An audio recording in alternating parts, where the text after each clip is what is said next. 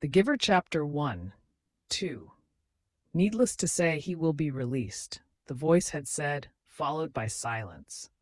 There was an ironic tone to that final message, as if the speaker found it amusing, and Jonas had smiled a little, though he knew what a grim statement it had been.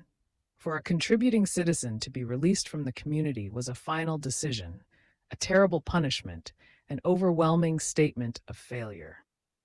Even the children were scolded, if they used the term lightly at play, jeering at a teammate who missed a catch or stumbled in a race. Jonas had done it once, had shouted at his best friend, "That's it, Asher! You're released," when Asher's clumsy error had lost a match for his team. He had been taken aside for a brief and serious talk by the coach, had hung his head with guilt and embarrassment, and apologized to Asher after the game. Now, thinking about the feeling of fear as he pedaled home along the river path, he remembered that moment of palpable stomach-sinking terror when the aircraft had streaked above. It was not what he was feeling now with December approaching. He searched for the right word to describe his own feeling.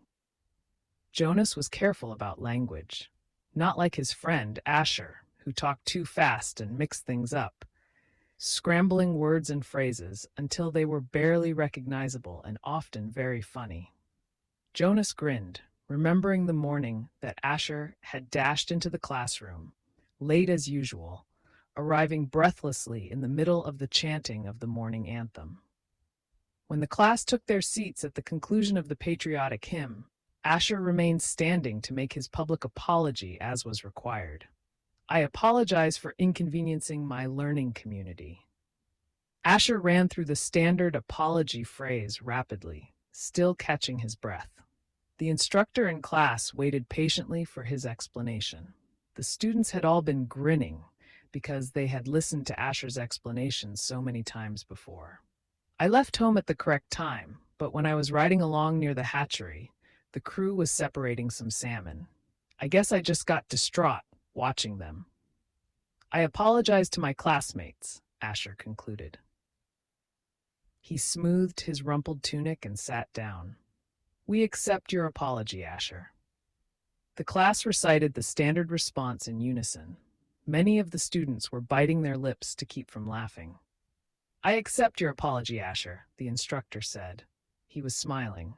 "And I thank you because once again you have provided an opportunity for a lesson in language." Distraught is too strong an adjective to describe salmon viewing. He turned and wrote "distraught" on the instructional board. Beside it, he wrote "distracted." Jonas, nearing his home now, smiled at the recollection. Thinking still, as he wheeled his bike into its narrow port beside the door, he realized that frightened was the wrong word to describe his feelings, now that December was almost here. It was too strong an adjective. He had waited a long time for this special December.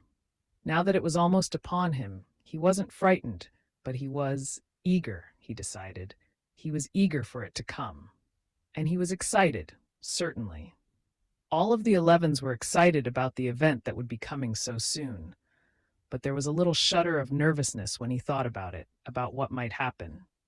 Apprehensive, Jonas decided. That's what I am.